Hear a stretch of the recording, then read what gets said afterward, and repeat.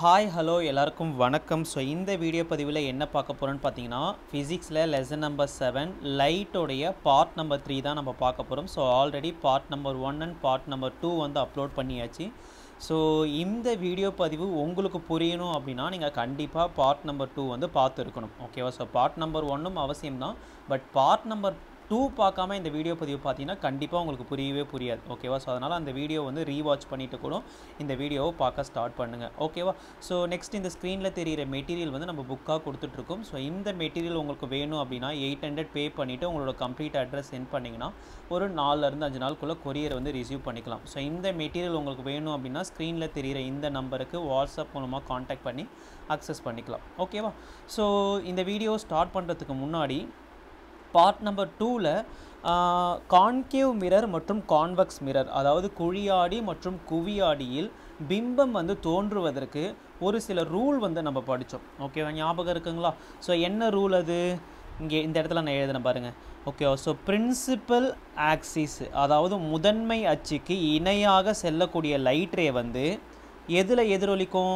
முதன்மை குவியத்தில் வந்து எதிரொலிக்கும். அதாவது பிரின்சிபல் ஆக்சிஸ்னால் முதன்மை அச்சுக்கு இணையாக செல்லக்கூடிய லைட் ரே வந்து பிரின்சிபல் ஃபோக்கஸ் முதன்மை குவியத்தில் வந்து ரெஃப்ளெக்ட் ஆகும். அதுவே முதன்மை குவியத்தின் வழியாக செல்லக்கூடிய லைட் ரே வந்து பிரின்சிபல் ஆக்சிஸ், அதாவது முதன்மை அச்சுக்கு இணையாக, இதுக்கு மீனிங் என்னென்னா பேரலல், இணையாக ரெஃப்ளெக்ட் ஆகும். ஓகேவா? நெக்ஸ்ட்டு வந்து சென்டர் ஆஃப் கர்வேச்சர், அதாவது வளைவின் மையத்தின் வழியாக செல்லக்கூடிய ஒளிக்கதிர்கள் எந்த ஒரு டெஃப்ளெக்ஷனும் இல்லாமல் அதே வளைவின் மையத்தின் வழியாக ரெஃப்ளெக்ட் ஆகும். நெக்ஸ்ட்டு வந்து பிரின்சிபல் ஆக்சிஸை பொறுத்து போலை நோக்கி எந்த ஆங்கிளில் வந்து நீங்கள் செலுத்துறீங்களோ அதே ஆங்கிளில் உங்களுக்கு என்ன ஆகும்? டெஃப்ளெக்ட், அதாவது ரிஃப்ளெக்ஷன் வந்து நடக்கும். ஓகேவா? ஸோ போலில் படக்கூடிய கதிர்கள் வந்து எந்த ஆங்கிளில் வந்து கதிர் வந்து படுதோ அதே ஆங்கிளில் வந்து ரெஃப்ளெக்ட் ஆகுன்றதை நம்ம படித்தோம். போத் கான்கேவ் அண்ட் கான்வெக்ஸ், அதாவது குழி மற்றும் குவியாடி ரெண்டுத்துக்குமே இந்த 4 ரூல் வந்து நம்ம போன கிளாஸில் வந்து படித்தோம். ஸோ இந்த ரூலை வச்சு தான் இப்போ நம்ம என்ன படிக்க போகிறோம்? Image formation by the concave mirror, குழி ஆடியில் உருவாகும் பிம்பங்கள். நல்லா ஞாபகம் வச்சுக்கோங்க. இங்கே கான்கேவ் மிரருக்கு படிக்கிறத அப்படியே நம்ம எங்கே யூஸ் பண்ணுவோம்? கான்வெக்ஸ் லென்ஸுக்கு வந்து பயன்படுத்துவோம். அதாவது குழியாடிக்கு நீங்கள் என்ன கான்செப்டை படிக்கிறீங்களோ இதே கான்செப்டை குவி லென்ஸுக்கு வந்து பயன்படுத்தும். அதே போல் கான்வெக்ஸ் மிரருக்கு நீங்கள் என்ன படிக்கிறீங்களோ அதை அப்படியே கான்கேவ் லென்ஸுக்கு வந்து பயன்படுத்தலாம். அதாவது குவியாடிக்கு நீங்கள் என்ன படிக்கிறீங்களோ அதை அப்படியே குழி லென்ஸுக்கு வந்து பயன்படுத்தலாம். ஓகேவா? ஸோ அதனால் இதை நீங்கள் கிளியராக புரிஞ்சுக்கிட்டீங்க. ரொம்ப சிம்பிளுங்க, நான் ரொம்ப சிம்பிளாக சொல்லித்தரேன். தியரிலாம் முடிச்சுட்டு கடைசியாக ஒரு டேபிள் இருக்கும். அந்த டேபிள் மட்டும்தான் உங்களுக்கு எக்ஸாமில் கொஸ்டின் கேட்பாங்க. அந்த டேபிளை நீங்கள் மனப்பாடம் பண்ணுறதுனால பண்ணலாம், பட் மனப்பாடம் பண்ணுறதுக்கு முன்னாடி கான்செப்டை வந்து புரிஞ்சுக்கோங்க. ஓகேவா? ஸோ இப்போது முதல்ல image formation by a concave mirror. ஓகேவா? ஸோ கான்கேவ் மிரரில் மொத்தமாக 6 கேஸ் இருக்குங்க. அதே போல் கான்வெக்ஸ் மிரர் எடுத்துக்கிட்டிங்கன்னா, ஓகே, கான்வெக்ஸ் மிரரில் உங்களுக்கு எத்தனை கேஸ் இருக்குன்னா 2 கேஸ் வந்து இருக்கும். ஓகேவா? அதாவது குழியாடியில் 6 கேஸு, குவியாடியில் 2 கேஸு. இந்த 6 கேஸ்னால் நான் எதை சொல்கிறேன் அப்படின்னு பார்த்தீங்கன்னா, மிரருக்கு, அதாவது பொருளை வந்து எந்த இடத்துல வந்து வைக்கிறீங்க அதுதான் கேஸு. மொத்தமாக 6 இடத்துல வந்து நம்ம பொருளை வச்சு செக் பண்ண போகிறோம். இமேஜ் வந்து எப்படி ஃபார்ம் ஆக போகுது அப்படின்றத நம்ம ஒரு பொருளை வந்து 6 இடத்துல வச்சு செக் பண்ண போகிறோம். ஓகேவா? ஸோ இந்த கேஸ் என்பது எதை குறிக்கிறது அப்படின்னு பார்த்தீங்கன்னா, பொருளை எந்த இடத்துல வந்து மிரருக்கு முன்னாடி எந்த இடத்துல வைக்கிறீங்க அப்படின்றத குறிக்கிறது. சேம் கான்வெக்ஸ் மிரருக்கும் அதே தான். 2 கேஸ் வந்து எதை குறிக்கிறது அப்படின்னு பார்த்தீங்கன்னா, கான்வெக்ஸ் மிரருக்கு முன்னாடி பொருளை எந்த இடத்துல வந்து வைக்கிறீங்க அதை மாதிரி 2 இடத்துல நம்ம வச்சு நம்ம இமேஜ் வந்து செக் பண்ணும். ஓகேவா? ஸோ அப்போது image formation by a concave mirror, குழி ஆடிக்கு 6 கேஸும் குவி ஆடிக்கு 2 கேஸும் இருக்குது. ஸோ கேஸ்னால் என்ன சொல்லிட்டேன்? குழி ஆடியில் பொருளை வந்து நம்ம 6 இடத்துல வச்சு இமேஜ் வந்து எந்த இடத்துல தோன்ற போது, இமேஜோட சைஸ் எப்படி இருக்க போகுது, ஓகேவா, அது வந்து இமேஜ் வந்து என்ன டைப் ஆஃப் இமேஜ்னு நம்ம செக் பண்ண போகிறோம். ஓகேவா? ஸோ இந்த 6 கேஸுக்குமே இந்த 2 கேஸுக்குமே மொத்தமாக 8 கேஸு. கான்கேவ் மிரராக இருந்தாலும் சரி, கான்வெக்ஸ் மிரராக இருந்தாலும் சரி, அதாவது குழியாடியாக இருந்தாலும் சரி, குவியாடியாக இருந்தாலும் சரி, மொத்தமாக இந்த 8 கேஸ் இருக்குது பார்த்தீங்களா, இந்த 8 கேஸில் ஒவ்வொரு கேஸுக்கும் 3 பாயிண்ட் மட்டும்தான் கொஷினே. ஓகேவா? ஸோ அந்த 3 கொஷின் என்னென்ன கேட்பாங்க பார்த்தீங்கன்னா, 8 கேஸுக்குமே இமேஜ் வந்து எந்த இடத்துல வந்து தோன்றுது முதல் கொஷின், இமேஜோட சைஸ் எப்படி இருக்கும் ரெண்டாவது கொஷின், இமேஜ் வந்து என்ன மாதிரியான டைப், ரியல் இமேஜா விர்ச்சுவல் இமேஜா நம்ம சொல்லணும். ஓகேவா? மொத்தமாக இந்த 8 கேஸுக்குமே, அதாவது both concave and convex mirror, அதாவது குழியாடி மற்றும் குவியாடி, இந்த 8 கேஸுக்குமே 3 டைப் ஆஃப், ஒவ்வொரு கேஸுக்குமே 3 டைப் ஆஃப் கொஷின் தான் பாசிபிள்.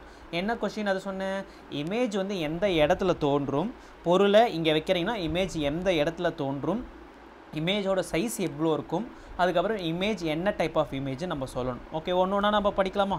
ஸோ இப்போ இதில் முதல் கேஸு கான்கேவ் மிரரில் ஃபஸ்ட்டு கேஸு. ஓகேவா? ஸோ நான் சிம்பிளாக சொல்லிடுறேன், இந்த 6 கேஸையும் நான் உங்களுக்கு சொல்லிடுறேன். ஓகேவா? ஸோ இப்போ உதாரணத்துக்கு இந்த 6 கேஸையும் நான் உங்களுக்கு எக்ஸாம்பிள் சொல்கிறேன். இப்போ இதுதான் என்னென்னு பார்த்தீங்கன்னா கான்கேவ் மிரருங்களா. கான்கேவ் மிரரில் இது வந்து என்ன சொல்லுவோம் அப்படின்னு பார்த்தீங்கன்னா பிரின்சிபல் ஆக்சிஸ்ன்னு சொல்லுவோம். இது என்ன சொல்லுவோம்? பிரின்சிபல் ஆக்சிஸ்ன்னு சொல்லுவோம். இதை என்ன சொல்லுவோம்? போலுன்னு சொல்லுவோம். இதை என்ன சொல்லுவோம்? ஃபோக்கஸ்ன்னு சொல்லுவோம். இது என்ன சொல்லும்? சென்டர் ஆஃப் கர்வேச்சர்னு சொல்லும். ஓகேவா?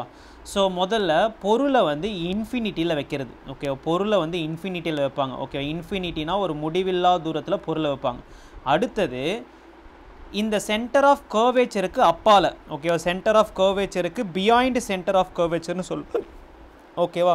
முதல் கேஸ் வந்து பொருளை இன்ஃபினிட்டியில் வைக்கிறது, ரெண்டாவது கேஸ் வந்து பொருளை வந்து பியாண்ட் சென்டர் ஆஃப் கர்வேச்சரில் வைக்கிறது, மூணாவது கேஸ் என்னென்னு பார்த்தீங்கன்னா பொருளை வந்து சென்டர் ஆஃப் கர்வேச்சரில் வைக்கிறது, வளைவின் மையத்தில் வைக்கிறது. நாலாவது கேஸ் என்ன அப்படின்னு பார்த்தீங்கன்னா சென்டர் ஆஃப் கர்வேச்சருக்கும் ஃபோக்கஸுக்கும் நடுவில் பொருளை வைக்கிறது. அஞ்சாவது கேஸ் என்னென்னு பார்த்தீங்கன்னா முதன்மை குவியத்தில் பொருளை வைக்கிறது. ஆறாவது கேஸ் என்ன அப்படின்னு பார்த்தீங்கன்னா இந்த ஃபோக்கஸுக்கும் போலுக்கும் நடுவில் வந்து கேஸ் வைக்கிறது. மொத்தமாக 6 கேஸ் சொன்னோன்னா.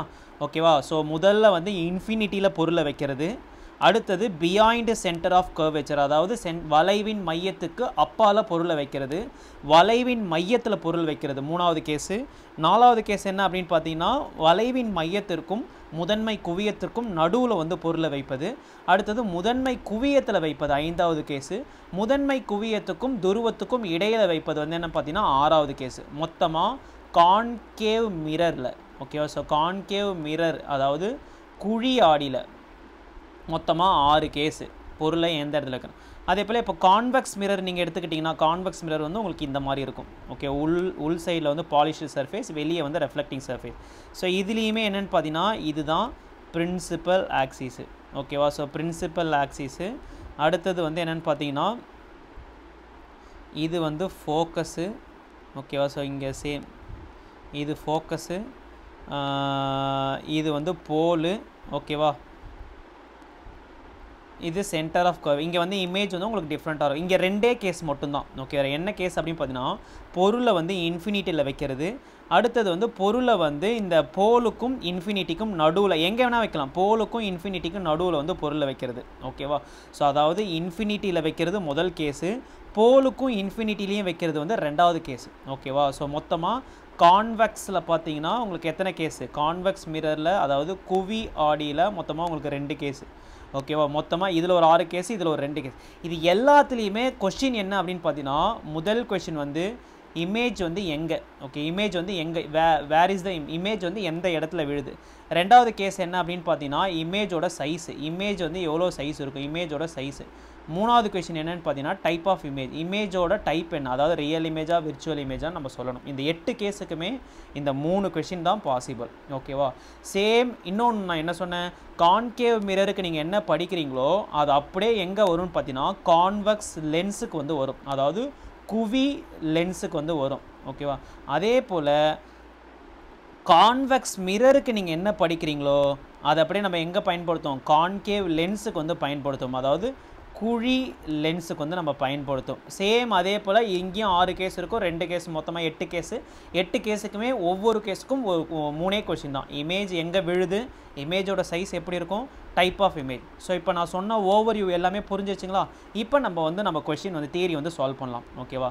ஸோ முதல் case when object at infinity, அதாவது இன்ஃபினிட்டியில் பொருளை வைக்கும்போது. ஓகேவா? ஸோ ஒரு பொருள் வந்து இன்ஃபினிட்டியில் இருக்குது அப்படின்னா ஓகேவா? ஸோ என்ன பண்ணுறோம், முதல்ல ஒரு 2 ரேஸு. ஓகேவா? ஏன் 2 ரேஸ் மட்டும் நம்ம எடுத்துக்கிறோம் அப்படின்னு பார்த்தீங்கன்னா, ஒரு இமேஜ் வந்து உருவாகுவதற்கு அட்லீஸ்ட் உங்களுக்கு எத்தனை ரேஸ் தேவை, 2 லைட் ரே வந்து தேவை. ஓகேவா? ஸோ முதல்ல ஏ என்ற ரேஸ் வந்து போகுது, ரெஃப்ளெக்டிங் சர்ஃபேஸில் பட்டு, அதாவது பிரின்சிபல் ஆக்சிஸுக்கு பேரலாக போகக்கூடிய லைட் ரே வந்து உங்களுக்கு எதில் வந்து எதிரொலிக்கும், ஃபோக்கஸில் வந்து எதிரொலிச்சிச்சிங்களா? அடுத்தது அகைன் வந்து பிரின்சிபல் ஆக்சிஸுக்கு பேரலாக போகக்கூடிய லைட் ரே வந்து எதில் எதிரொலிக்கும், அதுவுமே வந்து ஃபோக்கஸில் வந்து எதிரொலிக்கும். பிரின்சிபல் ஆக்சிஸுக்கு பேரலாக லைட் ரே போனாலே அந்த ரெஃப்ளெக்டட் லைட் ரே வந்து உங்களுக்கு எங்கே எதிரொலிக்கும் அப்படின்னு பார்த்தீங்கன்னா ஃபோக்கஸில் தான் வந்து எதிரொலிக்கும். ஓகேவா? ஸோ 2 இமேஜ், ஓகேவா, கரெக்டாக 2 இமேஜ் வந்து மீட் பண்ணுற இடத்துல தான் எனக்கு என்ன ஃபார்ம் ஆகும், இமேஜ் என்பது உங்களுக்கு ஃபார்ம் ஆகும். ஓகேவா? ஸோ அவ்வளோதான், இமேஜ் வந்து ஃபார்ம் ஆகிடுச்சு. இப்போ நான் முதல் கேஸ் வந்து என்ன, முதல் கேஸில் வந்து இமேஜை வந்து நான் இன்ஃபினிட்டியில் வச்சுருக்கேன். ஓகேவா? So case number 1. First question, image வந்து எங்கே ஃபார்ம் ஆச்சு, இமேஜ் வந்து கரெக்டாக உங்களுக்கு எங்கே ஃபார்ம் ஆகிருக்கு, இமேஜ் வந்து கரெக்டாக முதன்மை குவியத்தில் வந்து ஃபார்ம் ஆகிருக்கு. ஸோ இமேஜ் வந்து எங்கே ஃபார்ம் ஆகிருக்குன்னு பார்த்தீங்கன்னா முதன்மை குவியத்தில் வந்து ஃபார்ம் ஆகிருக்கு. முதல் கொஷின். இமேஜோட சைஸ் வந்து உங்களுக்கு எப்படி இருக்குது, இமேஜோட சைஸ் வந்து ஒரே ஒரு டாட் சைஸ் தான். ஓகேவா? அப்போ இதுக்கு பேர் மிகச்சிறிய பிம்பம் அப்படின்னு சொல்லுவாங்க. ஓகே, மிகச்சிறிய பிம்பம் அப்படின்னு சொல்லுவாங்க, அல்லது ஒரு புள்ளி அளவு பிம்பம், அதுதான் ஹைலி டிமினிஷ்டு அல்லது பாயிண்ட் சைஸ்டு இமேஜ்னு சொல்லுவாங்க. ஓகேவா? ஸோ இங்கிலீஷில் ஹைலி டிமினிஷ்டு பாயிண்ட் சைஸ் இமேஜ்னு சொல்லுவாங்க. தமிழில் பார்த்தீங்கன்னா மிகச்சிறிய பிம்பம் அல்லது புள்ளி அளவு பிம்பம் அப்படின்னு சொல்லலாம். ஓகேவா?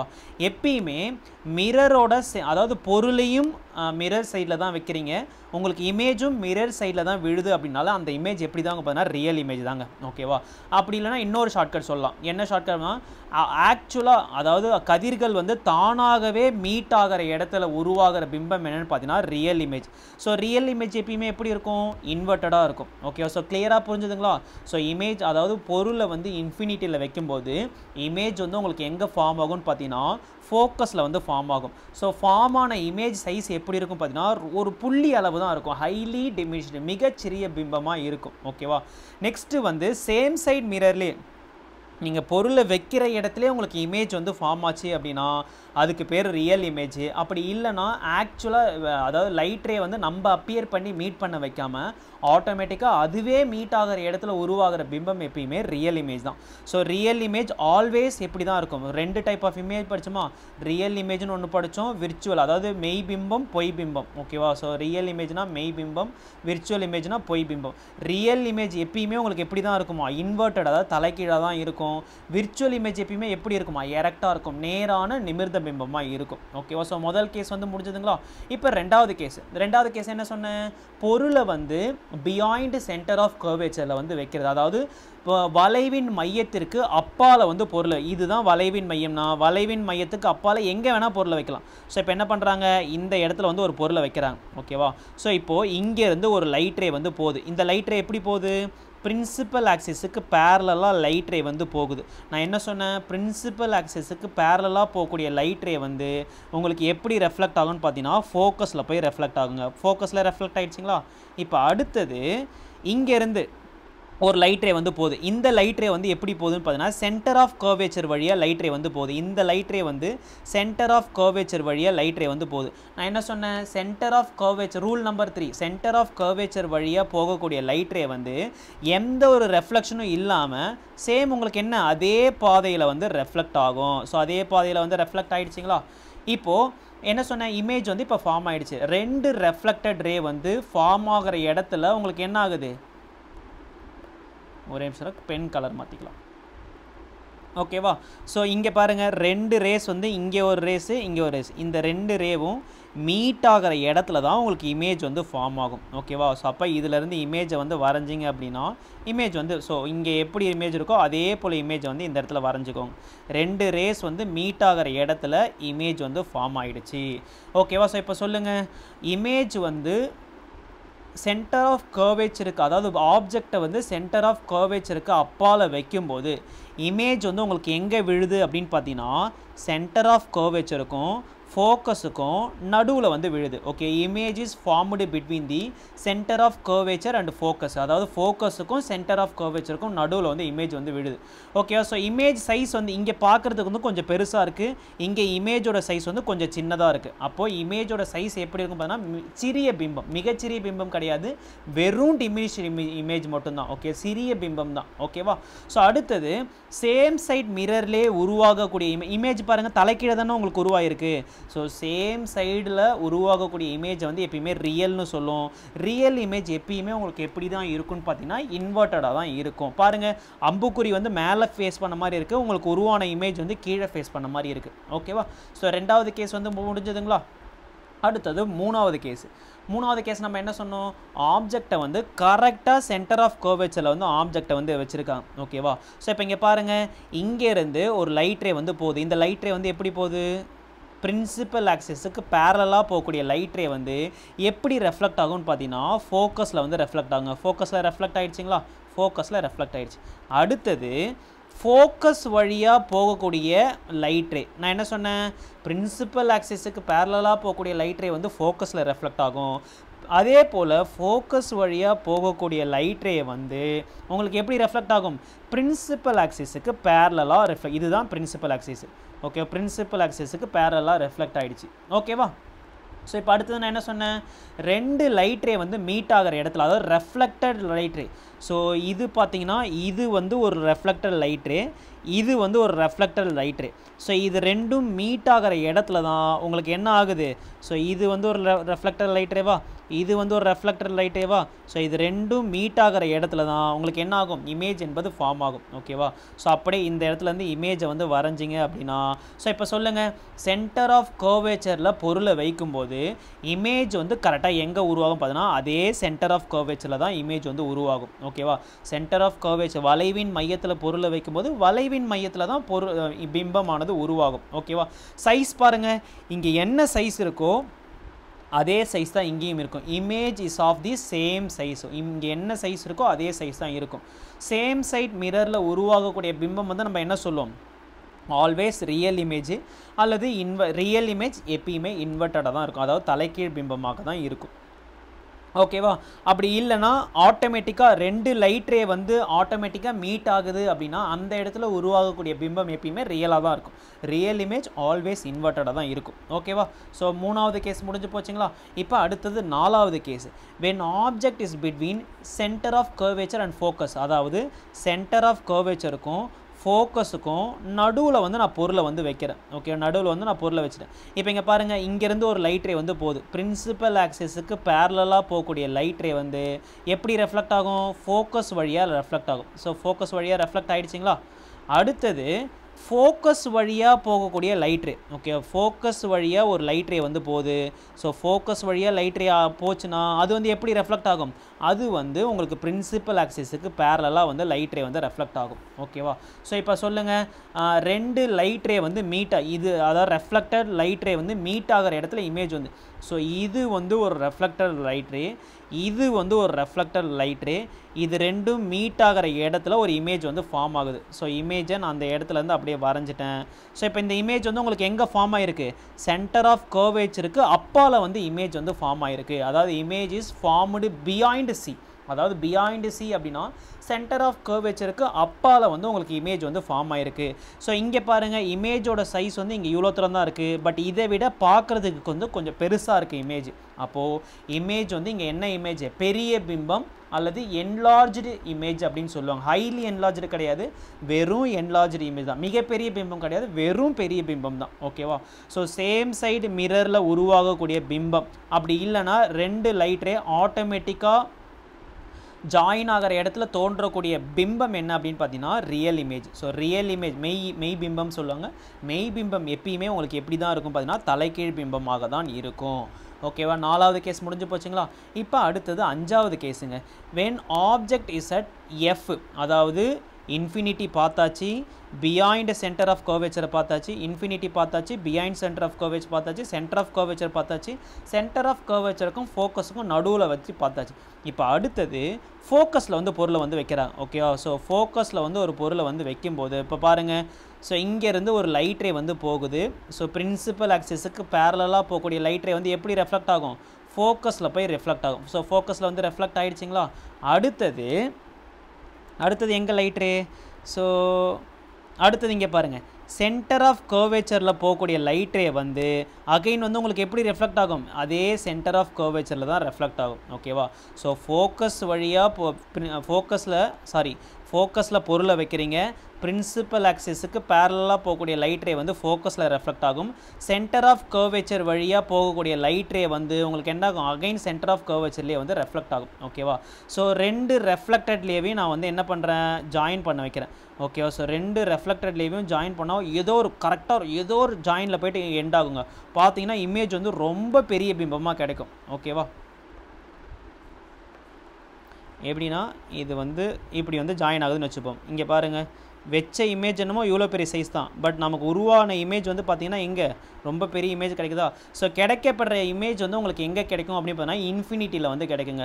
So image formed at infinity, image வந்து எங்கே கிடைக்கும் பார்த்தீங்கன்னா இன்ஃபினிட்டியில் வந்து கிடைக்கும். ஸோ கிடைக்கக்கூடிய இமேஜ் வந்து உங்களுக்கு எப்படி இருக்குன்னா ஹைலி என்லார்ஜாக இருக்கும், மிகப்பெரிய பிம்பமாக கிடைக்கும். ஓகேவா? ஸோ சேம் சைடு மிரர்லேயே கிடைக்குது அப்படின்றதுனால இதை வந்து நான் என்ன சொல்லலாம்? Image is real and inverted அப்படின்னு நம்ம சொல்லலாம். ஓகேவா? ஸோ ஆக்சுவலாக இது வந்து எங்கே ஜாயின் ஆகும் பார்த்தீங்கன்னா இன்ஃபினிட்டியில் தான் வந்து உங்களுக்கு ஜாயின் ஆகுங்க. அது வரைக்குமே இது வந்து நீட்டாக போய்கிட்டே இருக்கும். ஓகேவா? ஸோ இமேஜ் வந்து உங்களுக்கு இன்ஃபினிட்டியில் ஃபார்ம் ஆகும். இது வந்து ஹைலி என்லார்ஜாக இருக்கும், மிகப்பெரிய பிம்பமாக இருக்கும். ஸோ சேம் சைட் மிரரில் உருவாகக்கூடிய பிம்பம் வந்து என்னென்னு பார்த்தீங்கன்னா ரியல் இமேஜ் ஆல்வேஸ் இன்வெர்ட்டடாக தான் இருக்கும். இப்போ அடுத்தது 6வது கேஸ்க்கு வந்து வந்துட்டோங்க. வென் ஆப்ஜெக்ட் இஸ் அட் ஃபோக்கஸுக்கும் போலுக்கும் நடுவில் வந்து நீங்கள் பொருளை வந்து வைக்கிறீங்க. ஓகேவா? ஸோ இதுதான் கடைசி கேஸ். இங்கே பாருங்கள், பிரின்சிபல் ஆக்சிஸுக்கு பேரலாக போகக்கூடிய லைட் ரே வந்து எப்படி ரெஃப்ளெக்ட் ஆகும்? ஃபோக்கஸில் வந்து ரெஃப்ளெக்ட் ஆகிடுச்சு. அடுத்தது சென்டர் ஆஃப் கர்வேச்சர் வழியாக போகக்கூடிய லைட் ரே வந்து சேம் அதே சென்டர் ஆஃப் கர்வேச்சரில் வந்து போகுது. இப்போ பாருங்கள், இந்த லைட் ரே வந்து இப்படி போகுது, இந்த லைட் ரே வந்து இப்படி போகுது. ஸோ போக போக இது இந்த வித் என்பது என்னது? பெருசாகிக்கிட்டே போகுதுங்களா? ஸோ அப்போ கண்டிப்பாக இங்கே லைட் ரே வந்து சேரவே சேராதுங்க. அப்போ நான் என்ன பண்ணுறேன்? ரெஃப்ளெக்டட் லைட் ரேவை வந்து எக்ஸ்டெண்ட் பண்ணுறேன். இந்த ரெஃப்ளெக்டட் ரேவை வந்து எக்ஸ்டெண்ட் பண்ணுறேன். அதே போல் இந்த ரெஃப்ளெக்டட் ரேவை வந்து எக்ஸ்டெண்ட் பண்ணுறேன். ஸோ எக்ஸ்டெண்ட் பண்ணி ஜாயின் பண்ணுற இடத்துல உங்களுக்கு என்ன ஃபார்ம் ஆகும்? இமேஜ் வந்து ஃபார்ம் ஆகும். ஓகேவா? ஸோ அப்போ இமேஜை வந்து வரைஞ்சிக்கோங்க. இப்போ இங்கே பாருங்கள், பொருளை வந்து ஃபோக்கஸுக்கும் போலுக்கும் நடுவில் வைக்கும்போது ஏன் புரியுதுங்களா? ஸோ ரெஃப்ளெக்ட் ஆன ரேஸ் வந்து இப்படி போகுது, இந்த ரெஃப்ளெக்ட் ஆன ரேஸ் வந்து இப்படி போகுது. இது போக போக உங்களுக்கு எப்படி ஆகுது? இந்த வித் வந்து பெருசாகிட்டே போகுது. கண்டிப்பாக இந்த ரேஸ் வந்து சேரவே சேராது. அப்போது நான் என்ன பண்ணுறேன்? ரெஃப்ளெக்டட் ரேஸை வந்து அப்பியர் பண்ணி மீட் பண்ண வைக்க போகிறேன். ஸோ நானாக எக்ஸ்டெண்ட் பண்ணி சேர்க்க போகிறேன். ஓகேவா? ஸோ எக்ஸ்டெண்ட் பண்ணி சேர்கிற இடத்துல இமேஜ் என்பது ஃபார்ம் ஆகிடுச்சு. ஸோ இப்போ இமேஜ் வந்து உங்களுக்கு எங்கே ஃபார்ம் ஆகிருக்கு? இமேஜ் வந்து பிஹைண்ட் த மிரர், அதாவது ஆடிக்கு பின்னாடி வந்து இமேஜ் வந்து விழுங்க. ஓகேவா?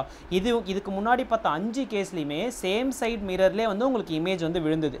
பட் இங்கே பார்த்தீங்கன்னா இமேஜ் வந்து உங்களுக்கு எப்படி விழுந்திருக்கு? ஆடிக்கு, அதாவது மிரரோடைய பேக் சைடில் வந்து விழுந்திருக்கு. லைக் பிளேன் மிரர் மாதிரி ஆடியோடைய பேக் சைடில் வந்து இமேஜ் வந்து விழுந்திருக்கு. ஆடியோட பேக் சைடில் இமேஜ் விழுதுனாலே அந்த இமேஜ் வந்து நம்ம என்ன சொல்லுவோம்? விர்ச்சுவல் இமேஜ் அப்படின்னு சொல்லுவோம். விர்ச்சுவல் இமேஜ் எப்பயுமே உங்களுக்கு எப்படி இருக்கும்? எரெக்டாக இருக்கும். ஓகேவா? ஸோ அதாவது ஆடிக்கு பேக் சைடில், மிரருக்கு பேக் சைடில் விழக்கூடிய இமேஜ் வந்து எப்பயுமே விர்ச்சுவல் தான். விர்ச்சுவல் இமேஜ் எப்பயுமே எரெக்டாக தான் இருக்கும். பொய் பிம்பம் எப்பயுமே வந்து நேரான நிமிர்ந்த பிம்பமாக தான் இருக்கும். ஓகேவா? ஸோ அப்போ பொருளை வந்து போலுக்கும் ஃபோக்கஸுக்கும் நடுவில் வைக்கும்போது இமேஜ் என்பது பிஹைண்ட் த மிரர், அதாவது ஆடிக்கு பின்னாடி வந்து விழும். இமேஜ் பார்த்தீங்கன்னா வெறும் என்லார்ஜ் தான், ஹைலி என்லார்ஜு கிடையாது, வெறும் என்லார்ஜ் பெரிய பிம்பம் தான் கிடைக்கும். ஸோ இமேஜோட டைப் வந்து விர்ச்சுவல் அண்ட் எரெக்ட். ஓகேவா? ஸோ இது வரைக்கும் பார்த்தது வந்து தியரி. இது உங்களுக்கு புரிஞ்சுதுன்னா இந்த டேபிளை மட்டும் நீங்கள் எக்ஸாமுக்கு போகும்போது இந்த டேபிளை மட்டும் ரிவைஸ் பண்ணிட்டு போனால் போதும். ஓகேவா? மொத்தமாக நான் 6 கேஸ் சொன்னேன்னா, பொருளை வந்து இன்ஃபினிட்டியில் வைக்கும்போது, பொருளை வந்து சென்டர் ஆஃப் கர்வேச்சருக்கு அப்பால் வைக்கும்போது, சென்டர் ஆஃப் கர்வேச்சரில் வைக்கும்போது, சென்டர் ஆஃப் கர்வேச்சருக்கும் ஃபோக்கஸில் வைக்கும்போது, ஃபோக்கஸுக்கும் போலுக்கும் நடுவில் வைக்கும்போது. ஸோ இன்ஃபினிட்டியில் வைக்கும்போது உங்களுக்கு இமேஜ் வந்து எங்கே தோன்றும்? ஃபோக்கஸில் வந்து தோன்றும். ஓகே, ஃபோக்கஸில் வைக்கும்போது இமேஜ் வந்து உங்களுக்கு எங்கே தோன்றும்? இன்ஃபினிட்டியில் வந்து தோன்றும். அதே போல் பிஹைண்டு சீயில் பொருளை வைக்கும்போது சென்டர் ஆஃப் கர்வேச்சருக்கும் ஃபோக்கஸுக்கும் நடுவில் இமேஜ் வந்து தோன்றும். அதே போல் சென்டர் ஆஃப் கர்வேச்சருக்கும் ஃபோக்கஸுக்கும் நடுவில் பொருளை வைக்கும்போது இமேஜ் வந்து உங்களுக்கு எங்கே தோன்றும்? பிஹைண்டு சி, சென்டர் ஆஃப் கர்வேச்சருக்கு அப்பால் தோன்றும். சென்டர் ஆஃப் கர்வேச்சரில் வைக்கும்போது சென்டர் ஆஃப் கர்வேச்சரில் தான் இருக்கும். இந்த ஒரு கேஸ் மட்டும் டிஃப்ரெண்ட்டாக இருக்கும். ஃபோக்கஸுக்கும் போலுக்கும் நடுவில் வைக்கும்போது இமேஜ் வந்து உங்களுக்கு பேக் சைட் ஆஃப் மிரர், அதாவது பிஹைண்ட் த மிரரில் வந்து இமேஜ் வந்து விழும். ஓகேவா? ஸோ இது பார்த்தீங்கன்னா ஹைலி டிமினிஷ்டு, இது வந்து டிமினிஷ்டு, இது வந்து சேம் சைஸு, இது வந்து என்லார்ஜ்டு, இது வந்து ஹைலி என்லார்ஜ்டு, இது வந்து என்லார்ஜ்டு. ஸோ இதை இப்படி ஈஸியாக வந்து நீங்கள் ஞாபகம் வச்சுக்கலாம். ஓகேவா? மிகச்சிறிய பிம்பம், சிறிய பிம்பம், சமமான பிம்பம், ஓகேவா, பெரிய பிம்பம், மிகப்பெரிய பிம்பம், வெறும் பெரிய பிம்பம் தான். ஓகேவா? ஸோ எப்பயுமே இந்த 5 கேஸுமே உங்களுக்கு எப்படி வரும்னு பார்த்தீங்கன்னா ரியல் இமேஜ் தான். ஸோ அதாவது சேம் சைட் ஆஃப் மிரர்லேயே உங்களுக்கு இமேஜ் வந்து ஃபார்ம் ஆகுது அப்படின்றதுனால இந்த 5 கேஸுமே ரியல் இமேஜ் தான். ரியல் இமேஜ் எப்பயுமே உங்களுக்கு எப்படி இருக்கும்? இன்வெர்ட்டடாக இருக்கும். இந்த கடைசி 6வது கேஸ் மட்டும் என்ன? Virtual image. ஏன்னா பிஹைண்ட் த மிரரில், அதாவது மிரருக்கு பின்னாடி இமேஜ் வந்து தோன்றுது அப்படின்னால அது வந்து விர்ச்சுவல் இமேஜ். விர்ச்சுவல் இமேஜ் எப்பயுமே எப்படி இருக்கும்? எரெக்டாக இருக்கும். நீங்கள் எக்ஸாமுக்கு போகும்போது ஜஸ்ட் இந்த ஒரு டேபிளை மட்டும் மனப்பாடம், இந்த டேபிள்லேருந்து தான் கொஷினே கேட்பாங்க. கொஷின் எப்படி கேட்பாங்க? பொருளானது இன்ஃபினிட்டியில் இருக்கும்போது, அதாவது ஒரு குழியாடியில் பொருளானது இன்ஃபினிட்டியில் இருக்கும்போது பிம்பமானது எந்த இடத்தில் தோன்றும்? முதல் கொஷின். பிம்பமானது சைஸ் வந்து எப்படி இருக்கும்? ரெண்டாவது கொஷின். பிம்பத்தோடைய டைப் வந்து என்னென்னு கேட்பாங்க. அது ரியலா இன்வெர்ட்டடா அப்படின்னு கேட்பாங்க. அந்த மாதிரி கொஷின்ஸ் வந்து கேட்பாங்க. ஓகே, ஸோ இப்போ கிளியராக புரிஞ்சுதுங்களா?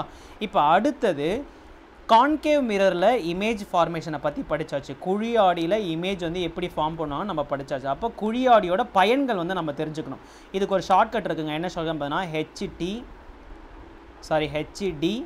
HDST. இதை மட்டும் ஞாபகம் வச்சுக்கோங்க.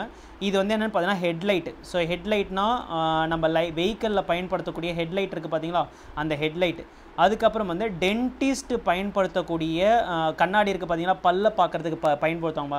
அந்த கண்ணாடியும் கான்கேவ் மிரர் பயன்படுத்தி தான் செய்கிறாங்க. ஓகேவா? அடுத்தது இந்த எஸ்ஸுக்கு வந்து என்ன சொல்லலாம் பார்த்தீங்கன்னா, எஸ்ஸுக்கு வந்து சர்ச் லைட்டு. அடுத்தது ஷேவிங் மிரர். ஷேவ் பண்ணுறதுக்கு நம்ம யூஸ் பண்ணக்கூடிய மிரர் இருக்குது பார்த்தீங்களா, ஷேவிங் மிரரு. அடுத்தது பார்த்தீங்கன்னா சோலார் டிவைஸில் யூஸ் பண்ணக்கூடிய மிரர். ஓகே, இந்த எஸ்ஸுக்கு வந்து 3 அர்த்தங்க. சர்ச் லைட் அப்படின்னா பெரிய பெரிய டார்ச் லைட் மாதிரி தான் இருக்கும், பட் பார்க்குறதுக்கு வந்து கொஞ்சம் பெருசாக இருக்கும். இந்த ரெஸ்கியூ அப்போ வந்து சர்ச் லைட் வந்து பயன்படுத்துவாங்களே, அந்த சர்ச் லைட்டு. ஷேவிங் மிரர், சவரம் செய்வதற்கு பயன்படுத்தக்கூடிய கண்ணாடி. சோலார் டிவைஸில் பயன்படுத்தக்கூடிய கண்ணாடி. இந்த டீக்கு வந்து என்ன மீனிங் அப்படின்னு பார்த்தீங்கன்னா டார்ச் லைட். நார்மலாக நம்ம யூஸ் பண்ணக்கூடிய டார்ச் லைட்டில் என்ன மாதிரியான லென்ஸ் வந்து என்ன மாதிரியான மிரர் பயன்படுத்துகிறாங்க பார்த்தீங்கன்னா கான்கேவ் மிரர் தாங்க பயன்படுத்துகிறாங்க. ஸோ அதனால் இந்த ஷார்ட்கட்டை வந்து பயன்படுத்திக்கோங்க. HDST. குழி ஆடியோட பயன்கள் என்னென்னு பார்த்தீங்கன்னா வண்டியோடைய முகப்பு விளக்கு, டென்டிஸ்ட்டுகள் பயன்படுத்தக்கூடிய கண்ணாடி, சோலார் டிவைஸில் சர்ச் லைட்டு. அடுத்தது வந்து ஷேவிங் மிரர், சவரம் செய்ய பயன்படும் கண்ணாடி. டீ வந்து என்ன பார்த்தீங்கன்னா டார்ச் லைட்.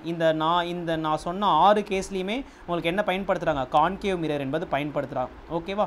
இப்போ அடுத்தது image formation by the convex mirror. குவி ஆடியில் தோன்றும் பிம்பங்கள். ஓகேவா? ஸோ குழி ஆடியில் மொத்தமாக 6 கேஸ் வந்து பார்த்தோம். இங்கே குவி ஆடியில் மொத்தமாக 2 கேஸ் தான். என்ன? பொருளை வந்து இன்ஃபினிட்டியில் வைக்கிறது. ரெண்டாவது கேஸ் என்னென்னு பார்த்தீங்கன்னா போலுக்கும் இன்ஃபினிட்டிக்கும் நடுவில் வந்து பொருளை வைக்கிறது. ஸோ பொருளை வந்து இன்ஃபினிட்டியில் வைக்கிறாங்க. முதல் கேஸ் வந்து பொருளை வந்து இன்ஃபினிட்டியில் வைக்கிறாங்க. ஸோ பிரின்சிபல் ஆக்சிஸுக்கு இன்ஃபினிட்டிலனா பொருள் நம்ம கண்ணுக்கே தெரியாது, அதனால தான் 2 ரேஸ் மட்டும் நம்ம எடுத்துக்கணும். ஸோ பொருள் வந்து பிரின்சிபல் ஆக்சிஸுக்கு பேரலாக போகக்கூடிய லைட் ரே வந்து ரெஃப்ளெக்டட் சர்ஃபேஸில் பட்டு இப்படி வந்து ரெஃப்ளெக்ட் ஆகிடும். அதே போல் பிரின்சிபல் ஆக்சிஸுக்கு பேரலாக போகக்கூடிய லைட் ரே வந்து இந்த ரெஃப்ளெக்டட் சர்ஃபேஸில் போட்டு இந்த மாதிரி ரெஃப்ளெக்ட் ஆகிடும். ஓகே, இது இப்படி போகுது, இது இப்படி போகுது. கண்டிப்பாக இது வந்து ஜாயின் ஆகவே ஆகாது. அப்போது இந்த 2 ரெஃப்ளெக்டட் ரேவையும் நான் என்ன பண்ணுறேன்? அப்பியர் டு மீட் பண்ணுறேன். 2 ஜாயின் பண்ணுற இடத்துல உங்களுக்கு என்ன உருவாகுமா? இமேஜ் என்பது உருவாகும். ஓகேவா? ஸோ அந்த இமேஜ் எங்கே உருவாயிருக்கு? ஃபோக்கஸில் வந்து உருவாயிருக்கு. போன கேஸுமே நம்ம அதானே படித்தோம். பொருளை இன்ஃபினிட்டியில் வைக்கும்போது இமேஜ் என்பது உங்களுக்கு எங்கே தான் உருவாகும்? ஃபோக்கஸில் தான் உருவாகும். பட் அங்கே வந்து சேம் சைட் மிரரில் உங்களுக்கு இமேஜ் வந்து உருவாகுச்சு. இங்கே வந்து பிஹைண்ட் த மிரரில் வந்து உங்களுக்கு இமேஜ் வந்து உருவாகுது. ஓகேவா? அங்கே ரியல் அண்ட் இன்வெர்ட்டட், இங்கே வந்து விர்ச்சுவல் அண்ட் எரெக்ட் இமேஜ் வந்து கிடைக்கும். ஓகேவா? ஸோ இப்போ சொல்லுங்கள், இமேஜ் வந்து உங்களுக்கு எங்கே உருவாகும் பார்த்தீங்கன்னா ஃபோக்கஸில் வந்து உருவாகுங்க. ஓகேவா? ஃபோக்கஸில் பிஹைண்ட் த மிரர், அதாவது கண்ணாடி, அதாவது மிரருக்கு எதுக்கு பின்னாடி ஆடிக்கு பின்னாடி ஓகேவா உங்களுக்கு எந்த இடத்துல ஃபோக்கஸ் முதன்மை குவியத்தில் வந்து இமேஜ் என்பது ஃபார்ம் ஆகும். ஸோ ஃபார்ம் ஆகிற இமேஜ் வந்து உங்களுக்கு எப்படி இருக்குமா, ஹைலி டிமினிஷ்டு. ஓகேவா, ஹைலி டிமினிஷ்டு அப்படின்னா மிக சிறிய பிம்பம் அல்லது புள்ளி அளவு பிம்பம் அப்படின்னு சொல்லுவாங்க. ஓகேவா, ஸோ நம்ம தான் அதாவது நம்ம ஜாயின் பண்ணி இமேஜ் வந்து உருவாக வைக்கிறோம். அப்போ இந்த இமேஜ் வந்து என்னவா இருக்கும், விர்ச்சுவல் இமேஜாக இருக்கும். விர்ச்சுவல் இமேஜ் எப்பயுமே உங்களுக்கு எப்படி இருக்கும், எரெக்டாக இருக்கும். ஓகே, ஸோ இந்த 3 பாயிண்ட் மட்டும்தான். இமேஜ் எந்த இடத்துல உருவாகும், ஃபோக்கஸில் பிஹைண்ட் த மிரரில் உருவாகுது. இமேஜ் வந்து எப்படி இருக்கும், ஹைலி டிமினிஷ்டு, மிகச்சிறிய பிம்பமாக இருக்கும், அதாவது புள்ளி அளவு பிம்பம் தான். அடுத்தது நம்ம ஜாயின் பண்ணுறதுனால, அதாவது ரெஃப்ளெக்டட் லைட் ரேவை வந்து நம்ம ஜாயின் பண்ணுறோம். அந்த ஜாயின் பண்ணுற இடத்துல தோன்றிய பிம்பம் வந்து விர்ச்சுவலாக இருக்கும். விர்ச்சுவல் இமேஜ் எப்பயுமே உங்களுக்கு எப்படி இருக்கும்னா எரெக்டாக இருக்கும். முதல் கேஸ் வந்து முடிஞ்சு வச்சிங்களா. So highly diminish or point sized, virtual or erect. இப்போ ரெண்டாவது கேஸ் என்னென்னு பார்த்தீங்கன்னா, பொருளை வந்து இன்ஃபினிட்டிக்கும், இது வந்து இன்ஃபினிட்டி போல், இது ரெண்டுத்துக்கும் நடுவில் வந்து நான் பொருளை வந்து வைக்கிறேன். ஓகேவா, ஸோ ஏன்னா இங்கே தான் வந்து உங்களுக்கு சென்டர் ஆஃப் கர்வேச்சர் இதெல்லாமே உங்களுக்கு கிடைக்கும். சென்டர் ஆஃப் கர்வேச்சரு, போல் எல்லாமே இந்த ஸ்பியரோட உள்ளே தான் உங்களுக்கு கிடைக்கும். அப்போ இங்கே எதுவுமே பார்ட்ஸே கிடையாது. போலுக்கும் இன்ஃபினிட்டிக்கும் நடுவில் வந்து நான் பொருளை வந்து வைக்கிறேன். ஸோ இப்போ இங்கே பாருங்கள், பிரின்சிபல் ஆக்சிஸுக்கு பேரலாக போகக்கூடிய லைட் ரே வந்து ஃபோக்கஸில் விழற மாதிரி ரெஃப்ளெக்ட் ஆகுங்க. படித்தோமா கான்வெக்ஸ் மிரருடைய இமேஜ் ஃபார்மேஷனோட ரூல்.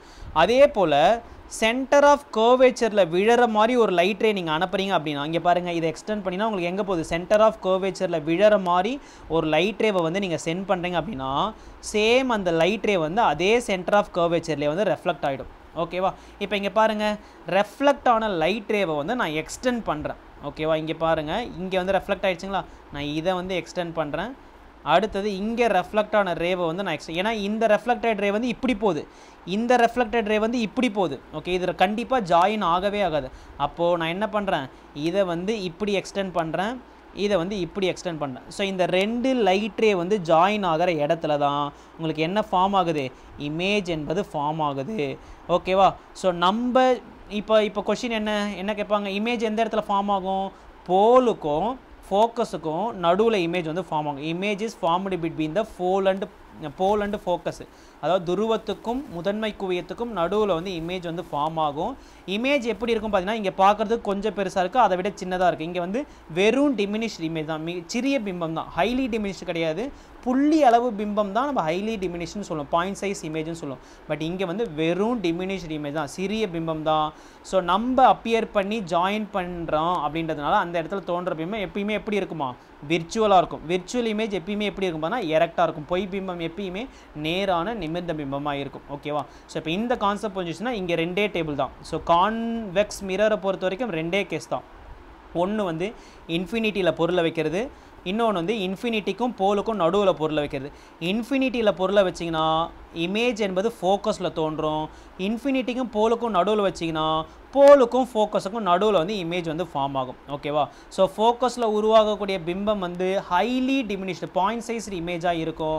ஸோ இங்கே பார்த்தீங்கன்னா வெறும் டிமினிஷ்ட் இமேஜ், சிறிய பிம்பமாக இருக்கும். இங்கே ரெண்டு கேஸுமே எப்படி தான் பார்த்தீங்கன்னா பிஹைண்ட் த மிரரில் தான் உங்களுக்கு இமேஜே வந்து உருவாகுது. அப்போ இது ரெண்டுமே என்னென்னு பார்த்தீங்கன்னா விர்ச்சுவல் அண்ட் எரெக்டாக தான் இருக்கும். ஓகேவா, ஸோ கிளியராக புரிஞ்சுதுங்களா. ஸோ கான்கேவ் மிரரில் 6 கேஸும் கான்வெக்ஸ் மிரரில் 2 கேஸும் கண்டிப்பாக தெரிஞ்சு வச்சுக்கோங்க. இதிலேருந்து கொஷின் கேட்காம உங்கள் கொஷின் பேப்பரே இருக்காதுங்க.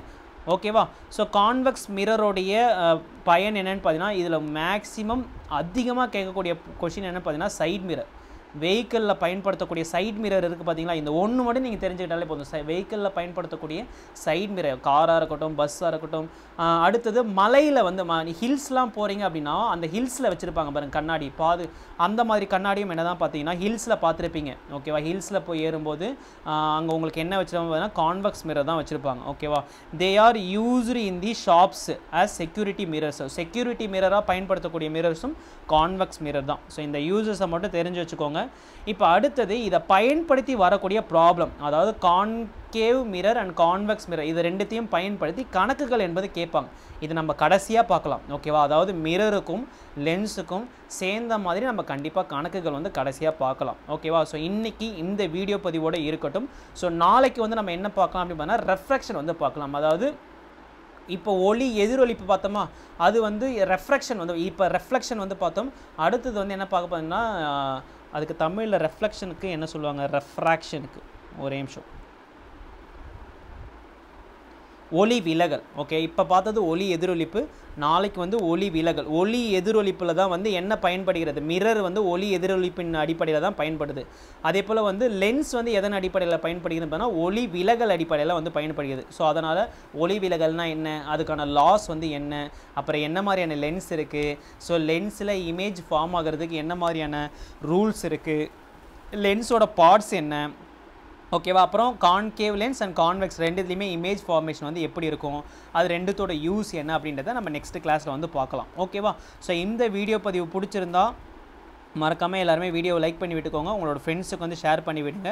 ஓகேவா. ஸோ நெக்ஸ்ட் இந்த ஸ்க்ரீனில் தெரியிற மெட்டீரியல் வந்து உங்களுக்கு வேணும் அப்படின்னா 800 பே பண்ணிவிட்டு உங்களோட கம்ப்ளீட் அட்ரஸ் சென்ட் பண்ணிங்க அப்படின்னா ஸோ ஒரு 4லேருந்து 5 நாளுக்குள்ளே கொரியர் வந்து ரிசீவ் பண்ணிக்கலாம். ஓகேவா. ஸோ வேணுன்றவங்க இந்த நம்பருக்கு காண்டாக்ட் பண்ணி அக்சஸ் பண்ணிக்கலாம்.